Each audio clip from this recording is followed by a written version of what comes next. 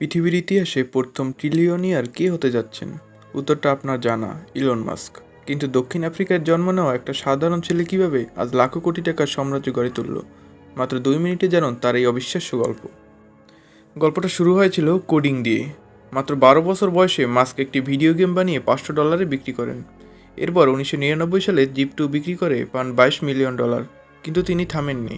সেই টাকা দিয়ে তৈরি করেন X.com, যা পরবর্তী পেপাল নামে পরিচিত হয়। 2002 সালে ইবে যখন পেপাল কিনে নেয়, মাস্কের পকেটে আসে আরও $100 মিলিয়ন। এই $180 মিলিয়ন নিয়ে তিনি ব্যাংকে জমা রাখতে পারতেন, কিন্তু তিনি খেললেন জুয়া। পুরো টাকা ঢেলে দিলেন দুটো পাগলাটে আইডিয়ায়, রকেট কোম্পানি SpaceX এবং ইলেকট্রিক কার কোম্পানি টেসলা। 2008 সালের মধ্যে দুটো কোম্পানি দেউলিয়া হওয়ার পথে ছিল। SpaceX-এর প্রথম 3টি রকেট উৎক্ষেপণেই ব্যর্থ হয়। মাস্ক তখন প্রায় নিঃস্ব, কিন্তু চতুর্থ চেষ্টায় বাজিমাত। SpaceX-এর রকেট সফলভাবে কক্ষপথে পৌঁছায় এবং নাসার সাথে $1 বিলিয়ন চুক্তি হয়। অন্যদিকে টেসলা তাদের রোডস্টার এবং মডেল এস গাড়ি দিয়ে পুরো অটোমোবাইল ইন্ডাস্ট্রি বদলে দেয়। মানুষ বুঝতে পারে ফিউচার ইজ হেয়ার। আজ টেসলা এবং SpaceX-এর আকাশছোঁয়া ভ্যালুয়েশনের কারণেই মাস্কের সম্পদ ট্রিলিয়নের দিকে ছুটছে।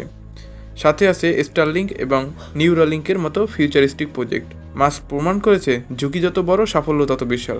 আজ ইলন মাস্ক $1 ট্রিলিয়ন মালিক, আর এর পিছনে রয়েছে অনেক চেষ্টা, অনেক ব্যর্থতা এবং অনেক ত্যাগ। আপনার কাছে ভিডিওর কোন পার্টটি বেশি ভালো লাগছে সেটা কমেন্ট করে জানান। আর এই ধরনের আরও ভিডিও পেতে ফলো করুন এবং সাবস্ক্রাইব করুন। ধন্যবাদ।